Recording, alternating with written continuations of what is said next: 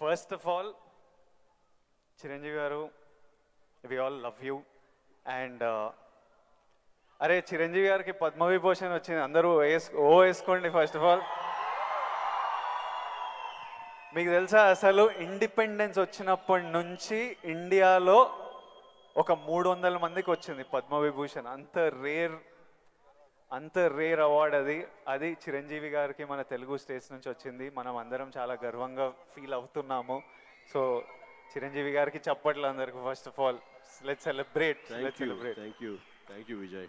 ఇప్పుడు చిరంజీవి గారు, నేను క్వశ్చన్లకు వచ్చేస్తా. నాకు చాలా డౌట్లు ఉన్నాయి. ఫస్ట్ ఆఫ్ ఆల్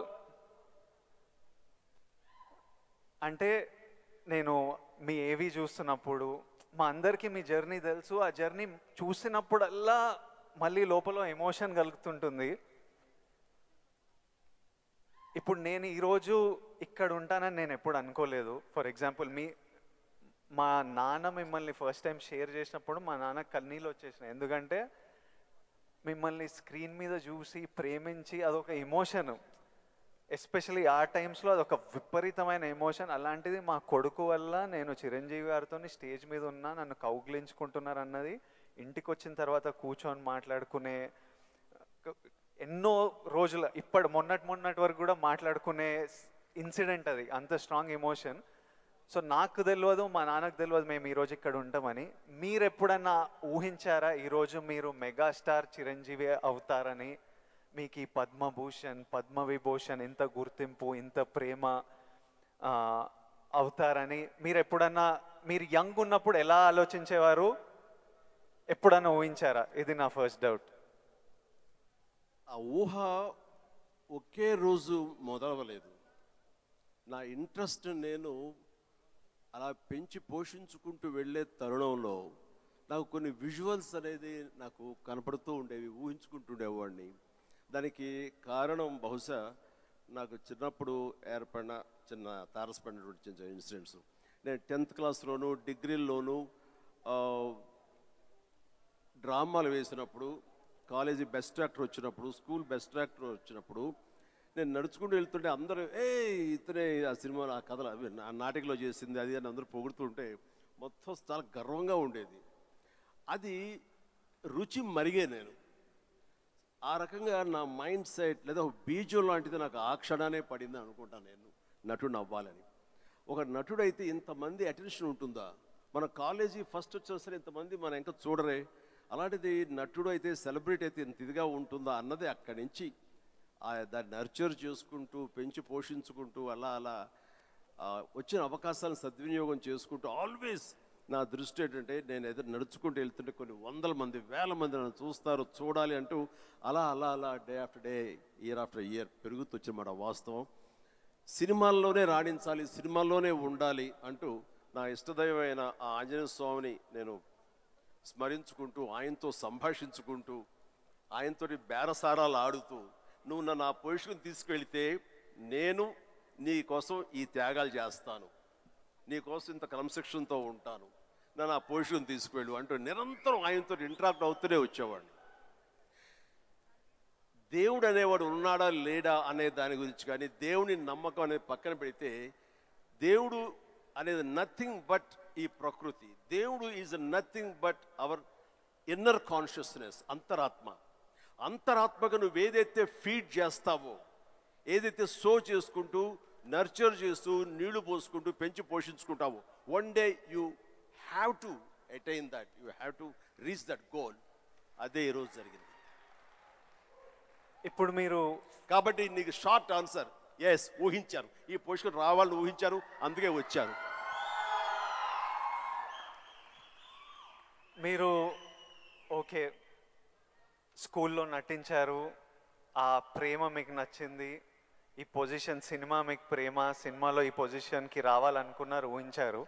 కానీ ఫస్ట్ టైం ఆ డెసిషన్ మీరు తీసుకొని మీ అమ్మా నాన్న వాళ్ళతోనూ చెప్పింటారు కదా, ఇప్పుడు ఊరు నుంచి సిటీకి రావాలి, నా కెరియర్ ఇదనుకుంటున్నాను అన్నప్పుడు మీ ఫ్యామిలీ వాళ్ళు ఎలా రియాక్ట్ అయ్యారు దానికి? నా అదృష్టం కొద్దీ మా నాన్నగారికి కూడా చిన్న సినిమా పిచ్చి ఉంది, అందుకని ఆయన అందులో రాణించలేకపోయారు. కానీ కొడుకు వెళ్తానంటే ఆయనకి ఇష్టమే, కానీ ఏమో అక్కడ పరిస్థితులు ఎలా ఉంటాయో, ప్రతికూల పరిస్థితులు ఏముంటాయో, తను రాణించగలడా లేదా అన్నది నాకున్నంత నమ్మకం నాన్నగారికి లేక సంశయించారు. లేదు నాన్న, నేను ఖచ్చితంగా వెళతాను, అది ఇది నువ్వు జస్ట్ పంపించు అని అంటే, సరే నాన్న అయితే వెళ్ళు, ఇన్స్టిట్యూట్ చేరతానన్నావు కాబట్టి, టెక్నికల్గా నేను నేర్చుకుని వస్తున్నావు అంటున్నావు కాబట్టి I will appreciate and welcome it.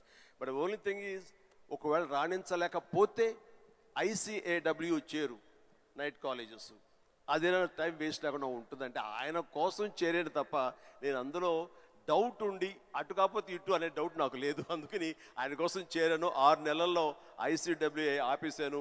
ఇదే కంటిన్యూ చేసి వచ్చాను ఫిల్మ్ ఇన్స్టిట్యూట్. ఫిల్మ్ ఇన్స్టిట్యూట్లో ఉండగానే మొదటి సినిమా, ఆ తర్వాత రెండో సినిమా, ఆ సినిమా ఫినిష్ అవ్వకుండా మూడో సినిమా, అట్లా వరుసగా వచ్చినాయి విజయాలు. ప్రౌడ్లీ ఐ కెన్ సే, నాకు భగవంతుడు ఆఫీసులకి ఫోటోలు తీసుకెళ్ళి, సార్ ఇది నా ఫోటో సార్, నేను యాక్ట్ చేస్తాను సార్ అని చెప్పే ఒక పరిస్థితి నాకు కల్పించలేదు. అది చాలా గర్వంగా ఫీల్ అవుతాను. ఆ భగవంతుడు, ఆ ఆల్మైటీ నాకు ఇచ్చేటువంటి ఒక ప్రైడ్గా ఫీల్ అవుతాను. నేను ఎవరికి ఎక్కడికి ఏ ఆఫీస్కి వెళ్ళలేదు. నేను ఆ ఫస్ట్ సినిమా మీకు ఎట్లా వచ్చింది సార్? అది కూడా కాకతాళీయం. అంటే ఇది చాలామంది తెలిసేమో అనుకుంటున్నాను. నేను మళ్ళీ చెప్పరా వద్దా, ఆపేద్దామా? సరే చెప్తాను అయితే.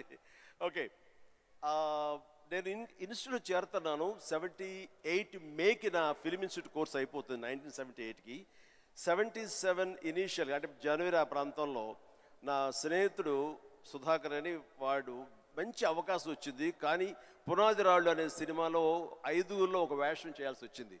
ఆ వేషం చేస్తే నా సినిమాలో నువ్వు చేయలేవు, వద్దు అని భారతీ రాజా గారు అన్నారు.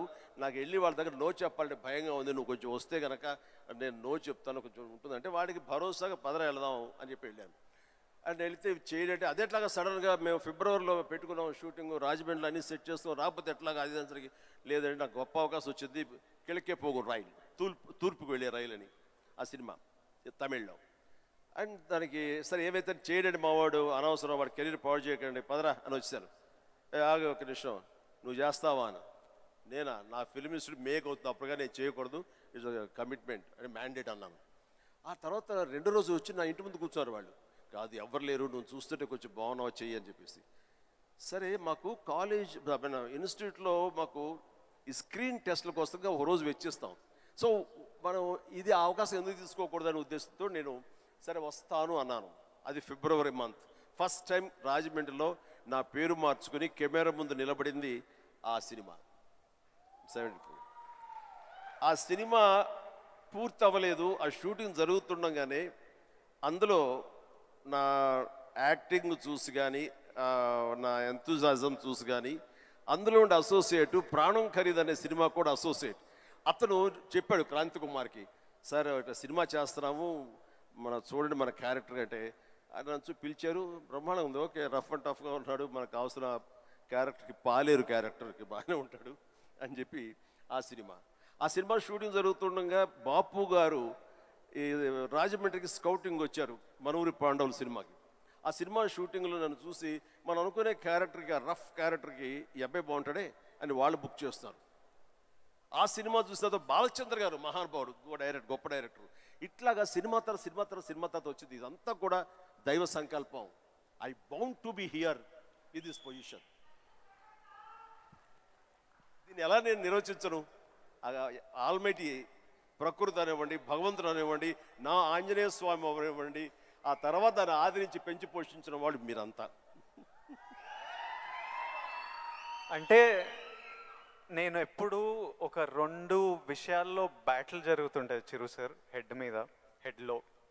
ఒకటి ఏంటంటే డెస్టినీ. కొందరు ఏమంటారంటే రాసి పెట్టింది జరుగుతుంది, నీకు రాసి పెట్టుందిరా అనే ఆలోచన ఒకటి. ఇంకో నాకున్న ఆలోచన ఏంటంటే కంప్లీట్లీ నా డెస్టినీ నా చేతులు ఉంది, నాకు కావాల్సింది నేను గొడ్డు చాకిరి చేసి అది సంపాదించాలి.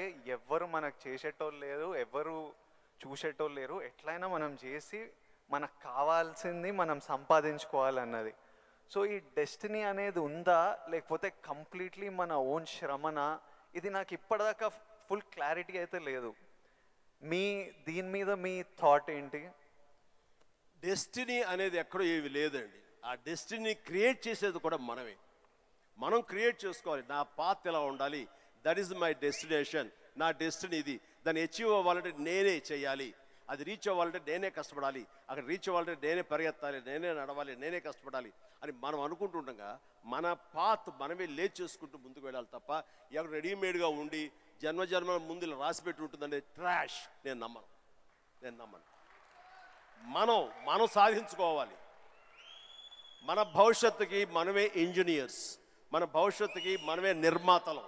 ఎస్, మనమే ఆ డెస్టినేషన్ అన్నది, ఆ డెస్టినీ అనేది మనమే ఏర్పాటు చేసుకోవాలి. మనం ఏర్పాటు చేసుకుంటేనే అక్కడ ఉంది అది.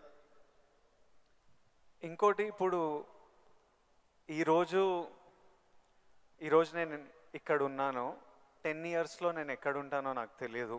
అలాగే మీకు తెలుసు, మీకు విజువల్స్, నాకు కూడా నేను 20-25 ఉన్నప్పుడు నాకు కొన్ని విజువల్స్ కనిపించేటివి.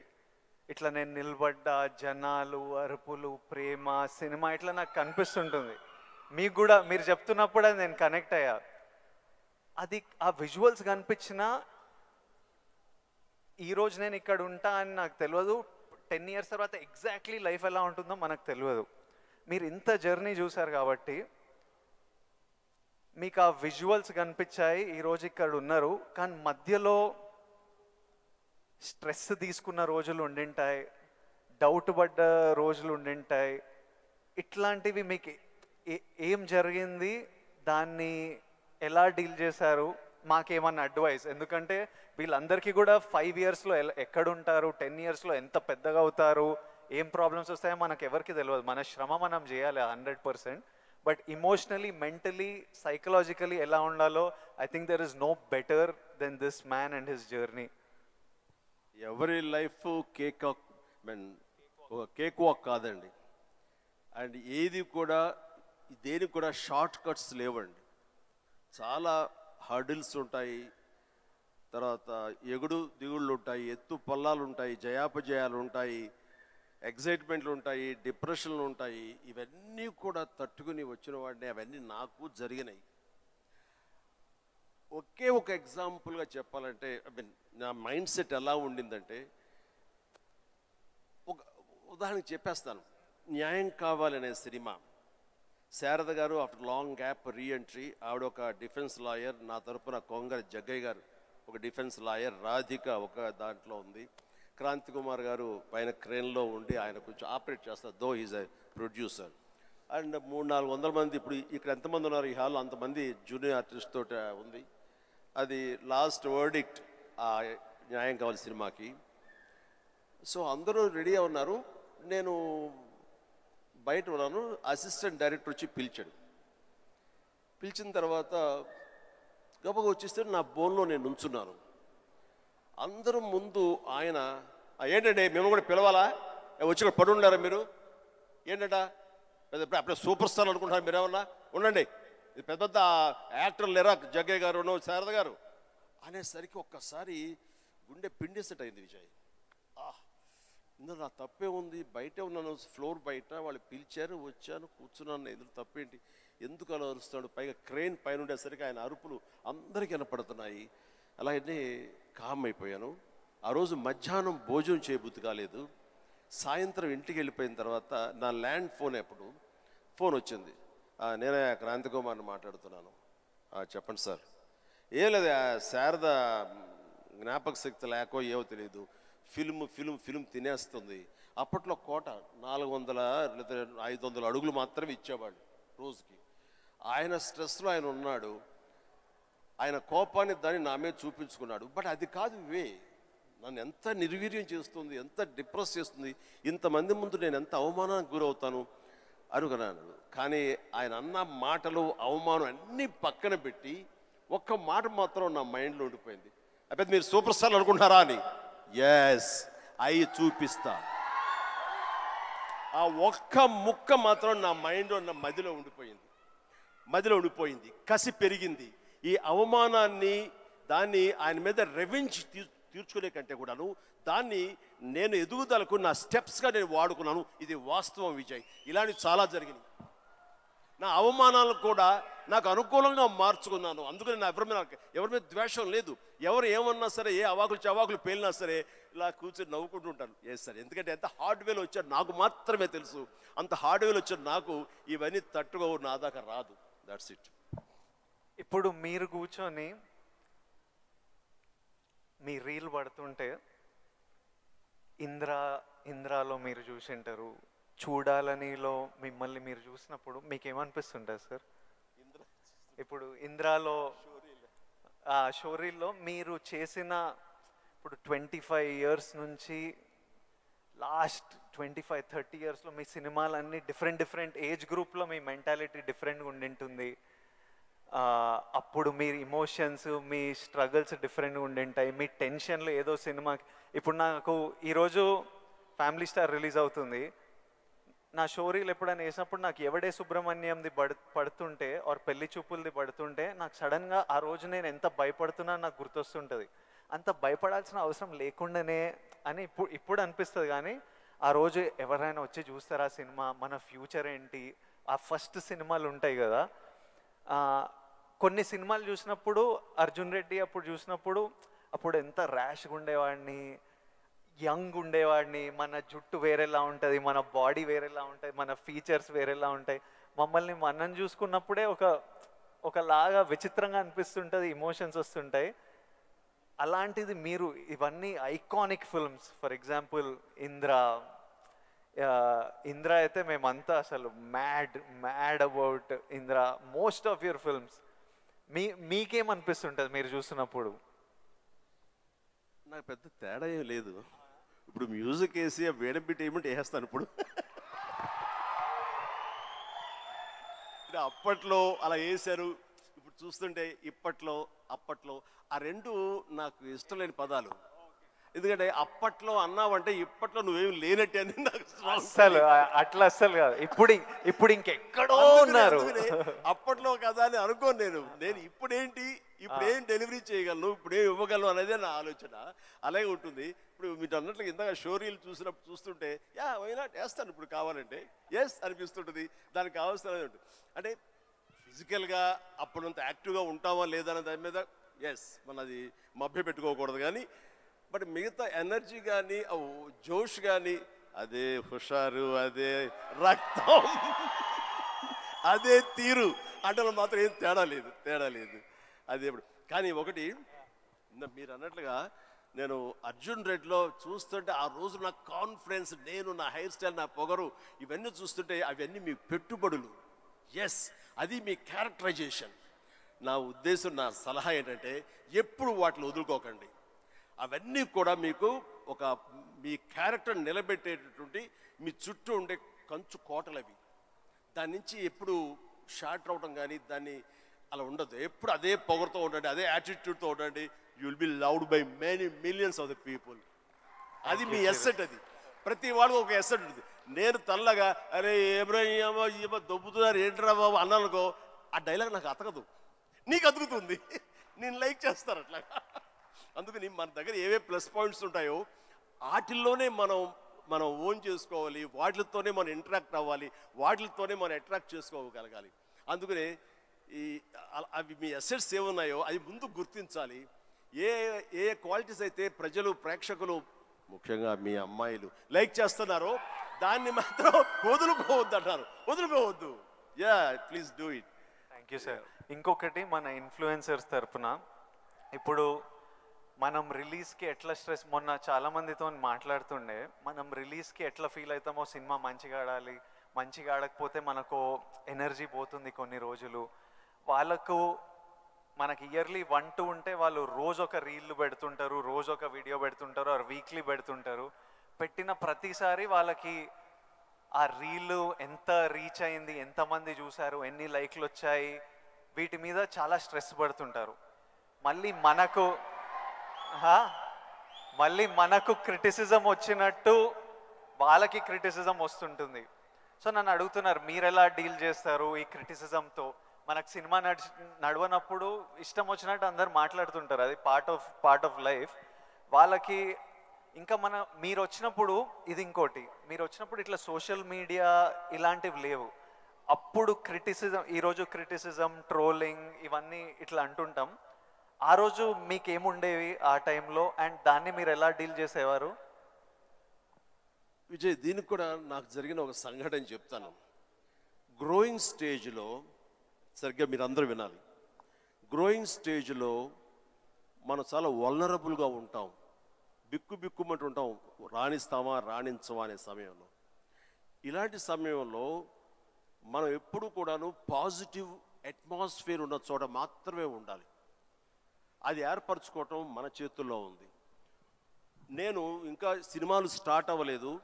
పాండీ బజార్, టీ నగర్, మెడ్రాస్, అక్కడ ఒక ఏరియా ఉంటుంది. అక్కడ చాలామంది సరదాగా ఈవినింగ్ కబుర్లు చెప్పుకోవడానికి వస్తారు. వచ్చినప్పుడు వాళ్ళ దగ్గర నేను సరదాగా వెళ్తే ఒక ఫ్రెండ్ తీసుకెళ్ళాడు, రా సరదా కూర్చొని ఒక టీ తాగి వచ్చేద్దామని. ఏంట్రా మీ ఫ్రెండా, ఎవరు, ఏం పేరు? శివశంకర్ వరప్రసాద్ అండి. ఆహా, ఓకే. ఏంటి సినిమాలో వేషాలు వేద్దామనా? అవునండి. అబ్బో ఏ వేషాలు అంటే, అవకాశం ఉంటే హీరోగా చేద్దామని. ఒరే ఇట్లారా, వీడు ఎంత అందంగా ఉన్నాడు చూడు, వాడు ఫోక్లోర్ ఫేస్, ఎంత చక్కటి ముక్కు ఎక్కువ, వాడికే దిక్కుద్ది వాడడం లేదు, ఈయన హీరో అయిపోతాడట. అరే బాబు, మేమంతా అదే పరిస్థితి రా, చాలే అన్నాడు. ఎందుకు హుషారుగా వెళ్ళిన వాడిని తిరిగి ఎంతో నిస్సారంగా డల్ అయిపోయి రూమ్కి వచ్చాను. వచ్చిన వాడిని ఎందుకు వెళ్ళానా అక్కడికి అని, నేను ఏ వ్యక్తిత్వ వికాస పుస్తకాలు చదవలేదు, ఏ గురువులు లేరు, ఏ సద్గురువులు లేరు, నాకు ఎవ్వరూ లేరు. ఆ టైంలో నా ఆంజనేయ స్వామి నేను ఇంటరాక్ట్ అవుతాను, చేసుకుంటాను, నా బాధలు ఆయనతో చెప్తాను, ఆయన నాకు సమాధానం చెప్పినట్లుగా నాకు అనిపిస్తుంది, ఆ సూచనలు తీసుకుంటాను, తద్వారా అలాగే నేను వెళుతూ ఉంటాను. నేను ఎవరు వెళ్ళమన్నారు అక్కడికి? వాళ్ళందరూ దిక్కుమాలి అదోలు కదా, ఫ్రస్ట్రేటెడ్ పీపుల్. అక్కడికి వెళ్తే నీకు ఉత్సాహం వచ్చేస్తా అనుకుంటావా? మన ఇద్దరం కూర్చున్నాం కదా, మన ఇద్దరు సరదాగా మాట్లాడుకుంటాం కదా, నేను ఎంకరేజ్ చేస్తున్నాను కదా, ఎవడెళ్ళమన్నాడు రా అని. అవును స్వామి, తప్పైపోయింది, నేను వెళ్ళకూడదు, చిచ్చి చాలదు. ఆ క్షణం నుంచి, ఇది I'm talking about 1977 somewhere mid, ఆ రోజు నుంచి మళ్ళీ పాండీ బజార్ వైపు నేను వెళ్ళలేదు. మనం నెగిటివిటీ ఉన్న చోటకు వెళితే, మనం కన్సాలిడేట్ అవుతాడు వెళితే కనుక మనం షార్టర్ అయిపోతాం. దీనికి బెస్ట్ ఎగ్జాంపుల్ అందరికీ తెలిసేలాగా చెప్పాలంటే విజయ్, మనం స్లాబ్ వేస్తాం. స్లాబ్ వేస్తే ఆ రోజు వర్షం పడకూడదని అందరం కోరుకుంటాం, చాలామంది తెలుసు. వర్షం చుక్క ఒక్కటి పడితే ఆ రోజున మొత్తం స్లాబ్ అంతా మళ్ళీ వేయాల్సి వస్తుంది, మొత్తం నిరుపయోగం అయిపోతుంది. బట్ ఆరిన తర్వాత 2 days అయిన తర్వాత అదే నీరు క్యూరింగ్ కోసంగా మళ్ళీ వాడుకుంటుంటారు. అంటే ఇంట్లోని మహిళలకు తెలియాలంటే పెరుగు తోడు పెడతామండి. ఆ పెరుగు తోడుకున్న సమయంలో ఒక చిన్న నిమ్మకాయో ఇంత ఉప్పు పడింది అనుకోండి, మొత్తం విరిగిపోతుంది. అదే తోడుకున్న తర్వాత అదే ఉప్పు అదే నిమ్మకాయ పిండుకుంటే ఆ రుచే వేరు. నేను అలా అనుకుని నాకున్న ప్రతికూలాలని నా అనుకూలంగా నేను మార్చుకోవడం మూలంగా నాకు ఇంత మానసిక స్థైర్యం, మానసిక ధైర్యం వచ్చింది. నేను ఎప్పుడు అది అట్రిబ్యూట్ టు మై ఐడల్, నా భగవంతుడికి చూస్తుంటాను. ఈ రోజు చాలామంది అనొచ్చు, లేకపోతే నేను నమ్ముతాను దాన్ని, దేవుడు అనేవాడు లేడు, దేవుడు అనేవాడు nothing but inner consciousness. But అది చిన్నపిల్లలకి చెప్పకూడదు, చిన్నపిల్లలకి చెప్తే కన్ఫ్యూజ్ అయిపోతారు. సో భగవంతుడు ఉన్నాడనే నమ్మండి, భగవంతుడి ఇంటరాక్ట్ అవ్వండి. ఇవన్నీ కూడా లేటెస్ట్ స్టేజ్లో ఇవి నాతో నేను సంభాషించుకోవడం తర్వాత తెలుస్తుంది. బట్ ఎస్, దట్ హౌ నన్ను నేను మార్చుకుంటూ మలుచుకుంటూ ఈ స్టేజ్కి వచ్చాను. ఇప్పుడు ఒక చిన్న కాంప్లికేషన్ సార్, మా జనరేషన్ ఇప్పుడు కొత్తగా మీకు కూడా మనందరికీ ఒక చిన్న కాంప్లికేషన్ ఏంటంటే, అప్పుడు వీళ్ళు ఫ్రస్ట్రేటెడ్ వాళ్ళు పాండీ బజార్లో కూర్చున్నారు, అక్కడ వెళ్ళొద్దు, నెగిటివిటీ నుంచి దూరంగా ఉండాలి, మనం ఎందుకు అక్కడ వెళ్ళాలని దూరంగా ఉండి మీ పని మీద మీరు ఫోకస్ చేశారు.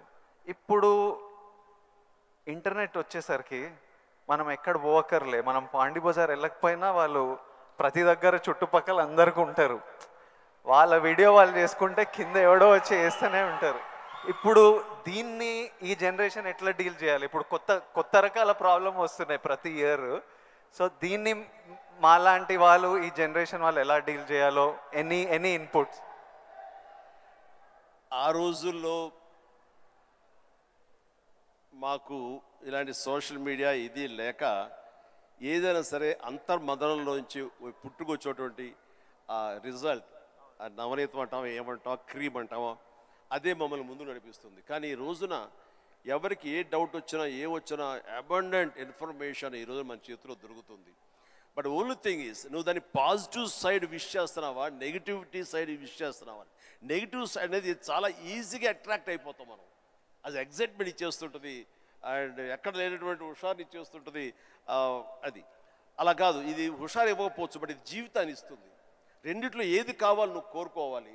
కోరుకుంటే రెండింటికి సంబంధించిన ఇన్ఫర్మేషన్ ఫుల్లెస్ట్గా నీ చేతుల్లో ఉంటుంది. ఎప్పుడు ఏ డౌట్ వచ్చో సరే ఇంకో గురువుని ఎవరు అడగక్కర్లేదు, జస్ట్ నీ ఫింగర్ టిప్స్లో నీకు ఉంటుంది. దీనికి మార్గం ఏంటి, ఎలా ఉండాలి ఏంటి అని చెప్పే గురువులు ఎంతోమంది ఉన్నారు.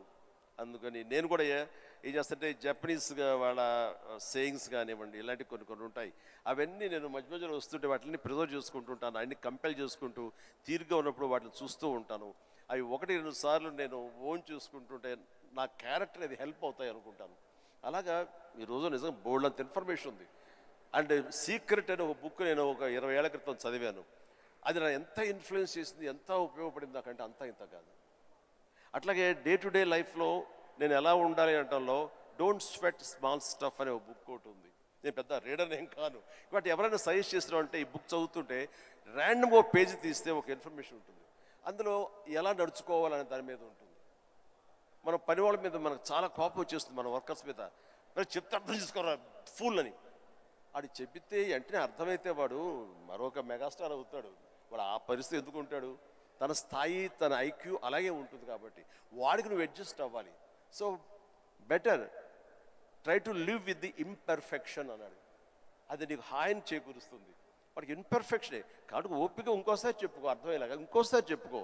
అంతేగాని వాడి మన మనసులో అనుకున్నామో లేదో, మన నోటు దాటిందో లేదో బ్రహ్మాండంగా అర్థం చేసుకోవడానికి వాడేమి నీ లెవెల్ ఆఫ్ ఐక్యూ కాదు. కాబట్టి నీ దగ్గర పనిచేస్తున్నాడు. సో అట్లాగా ప్రతి నా రొటీన్ లైఫ్లో నన్ను నేను చక్కగా నా జీవితం తీర్చిదిద్దుకోవడానికి ఈరోజు మీరన్న ఈ ఇన్ఫర్మేషన్ సోషల్ మీడియా నాకు ఉపయోగపడుతుంది. అండ్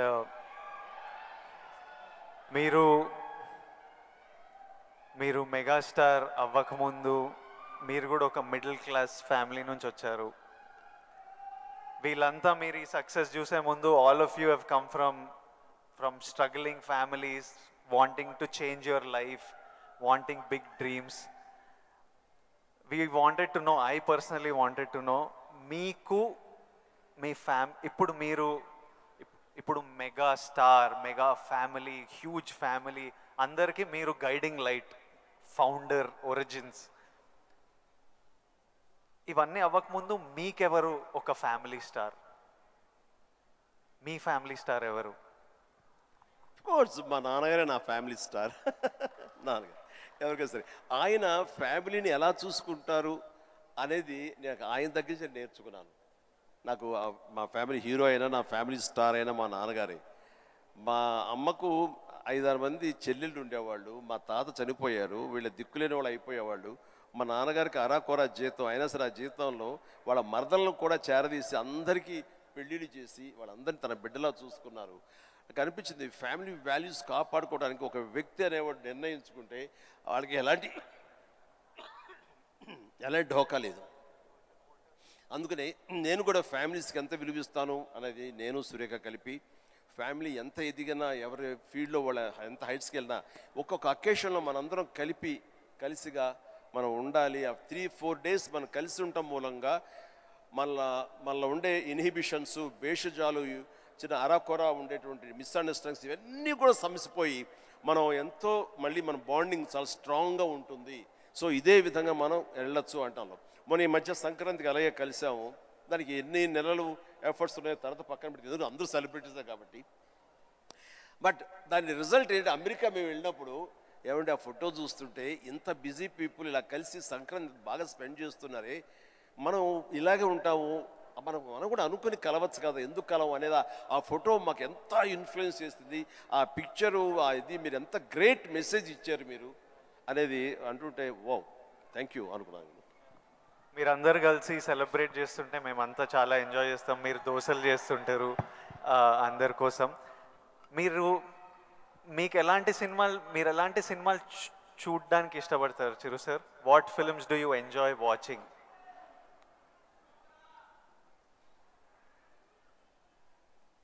చెప్తే నవ్వుతారు వాళ్ళు. తెలియాలి మా అందరికి, మా అందరి క్యూరియాసిటీ. ఎందుకంటే మా ఇంట్లో నవ్వుతారు. అది మిక్కీ మౌస్, లార్ల్ అండ్ హార్డీ, ఇలాంటి సినిమాలన్నీ చూస్తుంటాను. అండ్ ఇది మన ఇలాంటి సినిమాలన్నీ కామెడీ సినిమాలు చూస్తుంటాను. సినిమాలుగా చూడవస్తే జాకీ చాన్ సినిమాలు చూస్తుంటాను, ఆ యాక్షన్ హై ప్యాక్డ్. ఇంకొంచెం బెటర్ సినిమాలు అంటే ఇప్పుడు టాప్ గన్ అని మొన్న వచ్చింది కదా, టామ్ క్రూజ్, ఇలా చూస్తుంటాను. ఏమంటే ఆ లవ్ స్టోరీ ఉన్న చూసారా మీరు, ఎంత బాగుంది టైటానిక్ షిప్, మీరు చూడాలంటే వావ్ గ్రేట్ మూవీ ఎస్ అన్నాను, కానీ నేను దాన్ని చూడలేకపోయాను. అంటే ఏదో విషాదం, బాధ అది అన్ని. అందుకనే నేను సినిమాలకు సంబంధించి మాత్రం లైట్ హార్టెడ్ ఫిలిమ్స్ చూస్తాను. అందుకని నాకు మా గ్రాండ్ డాటర్స్ మాత్రం మంచి మ్యాచ్ అవుతుంటుంది. అందుకని వాళ్ళు ఎంతసేపటికి కోకో మిలన్ ఇలాంటివి కొన్ని చూస్తుంటారు, నేను కూడా వాళ్ళతో కూర్చొని అలా చూస్తూ ఉంటాను. వాళ్ళు వెళ్ళిపోతారు కానీ ఇంకా అలా చూస్తూనే ఉంటాను. ఏమండి ఆపేయండి వెళ్ళిపోయాడు, అవునా కదా బాగానే ఉందని. అంటే ఆ మిక్కీ మౌస్ వాటిలో ఉండే టైమింగ్ అని అది కానీ ఆ క్రియేటివిటీ చాలా ఇంట్రెస్టింగ్ ఉంటుంది, అలా చూస్తూ ఉంటాం. అందుకనే నవ్వుకుంటారు ఎవరైనా సరే. And one last question sir, మన లైఫ్ ఐ నో పర్సనలీ నా లైఫ్ చాలా మారిపోయింది లాస్ట్ 10 yearsలో. మీ లైఫ్ ఎంతో మారిపోయి ఉంటుంది ఫ్రమ్ మీరు స్టార్ట్ అయినప్పటి నుంచి ఈ రోజుకి. కానీ నాకు ఇంకా నా హెడ్లో ఇంకా ఆ పిల్లోడిని, ఎందుకంటే నేను 25 years వరకు ఒక లైఫ్ చూశాను, ఇప్పుడు 34.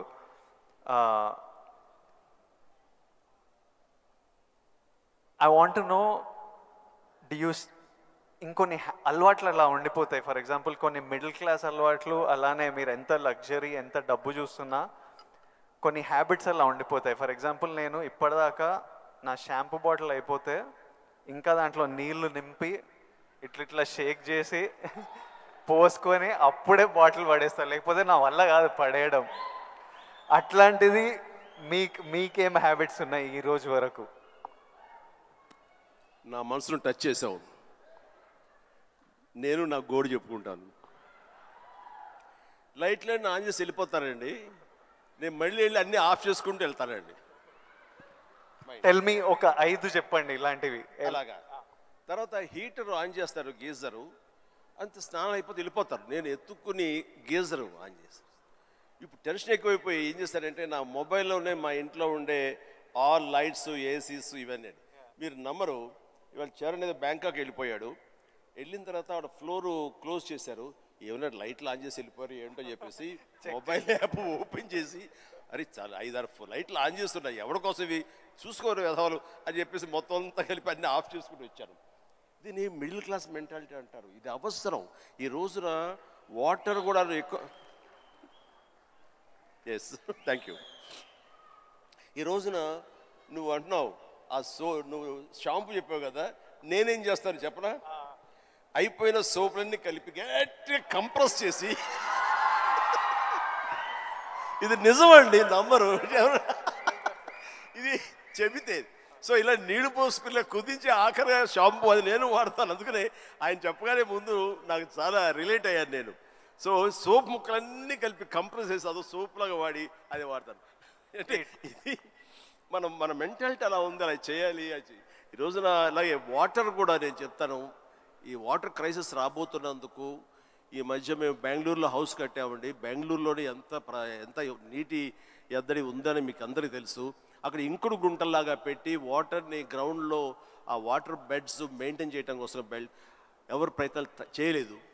అలాంటివి చేయాలని చెప్పేసి నేను 1 year బ్యాక్ అని అన్నీ ఏర్పాటు చేశాను. ఇప్పుడు ఈ మధ్య దాన్ని ట్వీట్ చేశాను, ఇలా చేశాను బెంగళూరులో నా ఇంట్లో. ఇది ప్రతి ఒక్కరు చేసే కనుక ఆ నీటి రిజర్వ్ మన కన్జర్వేషన్ మనం ప్రొటెక్ట్ చేసుకోవచ్చు అని చెప్పేసి చాలా అవసరం అండి. ఇది ఇలాంటివన్నీ కూడా చూసేవాళ్ళకు ఉంటుంది. రేపు పొద్దున మేము సంద కలిపి సోపు ముక్కలని మడతపెట్టి అని రాస్తారు, అది ఎగత్తాళిగా రాస్తారు.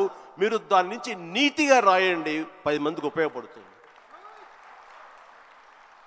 వాటర్ ఇంత జాగ్రత్తగా మన షాంపూలు కానీ విజయ్ దేవరకొండ, చిరంజీవి లాంటి వాళ్ళు ఇలా వాడుతున్నారు. వాళ్ళు సూపర్ స్టార్స్ అయ్యి ఉండొచ్చు, లగ్జరీ లైఫ్ అయితే అయి ఉండొచ్చు. అయిపోగా తీసి పడేరండి, అందులో నీళ్లు పోసుకుంటూ షేక్ చేసుకుంటూ వాడతారు. సోపు ముక్కల్ని 4-5 ముక్కల్ని అతికించుకుని ఒక సోపుగా చేసుకుని మళ్ళీ ఏదో వారం పాటు వాడుకుంటారండి. అండ్ ఒక ట్యాప్ ఓపెన్ చేసి షేవింగ్ చేసుకున్న ఇంకోటి చేసుకున్న ఆ వాటర్ని వేస్ట్ చేయకుండా ప్రొటెక్ట్ చేసుకుంటారండి. లైట్స్ అన్నీ ఆఫ్ చేసుకున్నావా లేదా, గీజర్ అన్నీ ఆఫ్ చేసావా లేదా అని వస్తే చూసుకుంటూనే ఉంటామండి, డిస్పైట్ అవర్ బిజీ షెడ్యూల్స్. సో సామాన్యులకి ఇంకెంత బాధ్యత ఉంది, చెయ్యాలి. అందుకని ఇవన్నీ కూడా మీరు సరదాగా రాసుకున్నా సరే వీటి వెనకాల ఆంతర్య మాత్రం సీరియస్నెస్ మీ ద్వారా, మీలాంటి ఇన్ఫ్లుయెన్సర్స్ ద్వారా ప్రజానీకానికి వెళ్ళాలి. ప్రతి వాళ్ళు ఉండాలి. అందరూ తల ఒక చేయిస్తేనే, సో ఒక బిందు బిందు కలిస్తేనే సింధు అన్నట్లుగా మీరు అందరూ అనుకుంటేనే నీటి ఎద్దడి లేకుండా జరుగుతుంది, ఈ పవర్ కట్ లేకుండా జరుగుతుంది. అందుకని ఆ రకంగా ఇన్ఫ్లుయెన్సర్స్ వీళ్ళందరూ ఉపయోగపడాలి. చాలా మంచి క్వశ్చన్ వేసి టచ్ చేసాం.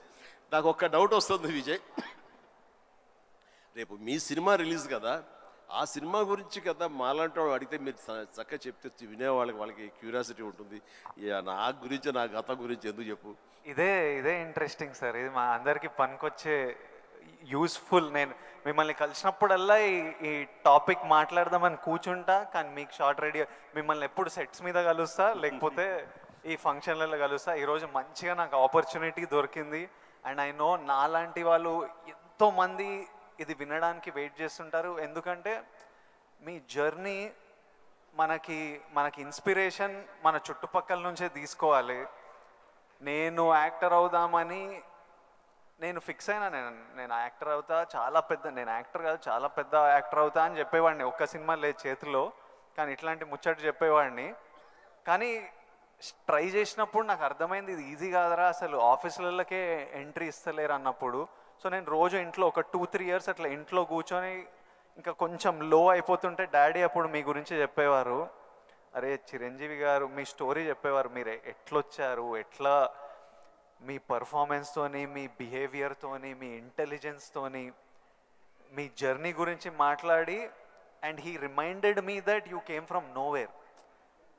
అండ్ నాకు అరే ఇంకొకరు వచ్చి ఈరోజు అప్పటికి మీరు మెగాస్టార్, అరే ఎవరో ఫ్రమ్ నథింగ్ వచ్చి మెగాస్టార్ అయ్యారంటే మనం ఎందుకు కాలేమో, అవ్వచ్చు కదా అని నేను మీ జర్నీ నుంచి అది తీసుకున్నా. సో ఈరోజు ఈ కాన్వర్జేషన్ నుంచి ఎంతోమంది ఎన్నో డీటెయిల్స్ తీసుకుంటారు, ఎవరికో ఎలానో హెల్ప్ అవుతుంది అన్న నమ్మకం, అందుకే ఈ conversation.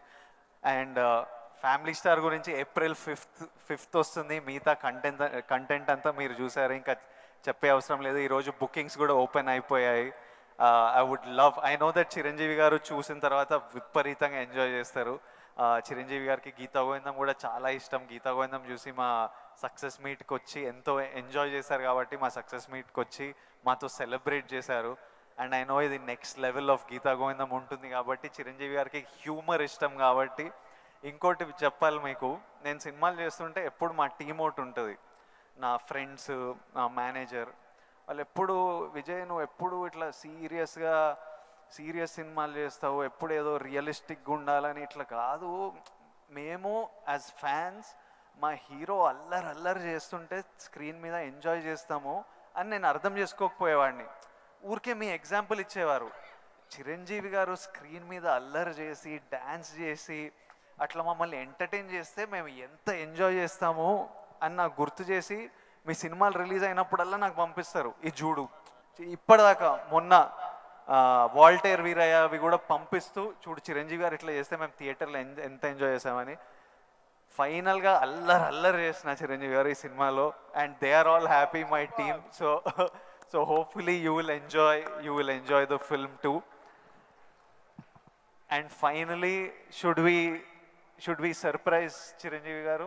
Should we do the surprise last? దానికన్నా ఒక్క సెకండ్ ముందు we have a few more activities. Actually మీకు నేను ఉన్నానని గుర్తు చేద్దాం అనుకున్నా. So all the very best. ఎందుకంటే నాకు గీతా గోవిందం, పరశురామ్ అండ్ తన దీంట్లో నాకు చాలా ఇష్టం.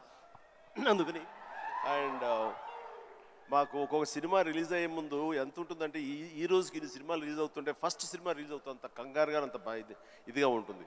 సో తన హార్ట్ నేను ఇప్పుడు చూడగలను, అది 100-200 కొట్టుకుంటూ ఉంటుంది సినిమా రేపు రిలీజ్ అయ్యి పెద్ద హిట్ అయింది అనేంతవరకు. సో ప్లీజ్ మన కష్టం వృధా కాదు, డెఫినెట్లీ పెద్ద హిట్ అవుతుంది, డెఫినెట్ బాగుంటుంది. అందులో ఫ్యామిలీ మ్యాన్ అనేసరికి మన యూతే కాకుండా ఫ్యామిలీ వాళ్ళు కూడా అందరూ సినిమాకి వస్తారు. దీనికి మంచి టైటిల్ కూడా పెట్టారు. పరశురామ్ ఆఫ్ కోర్స్ కామెడీ చింపేస్తాడు, అది ఇంట్లో రాణిస్తా కూడా. All the very best, good luck. Please please. Yes, Chiranjeevi గారిని అలాగే విజయ్ని వేదిక మీదే ఉండవలసిందిగా రిక్వెస్ట్ చేస్తూ, కొంతమంది క్రియేటర్స్ అండ్ ఇన్ఫ్లుయెన్సర్స్కి ఫెలిసిటేషన్. మన సైలోస్ కిచెన్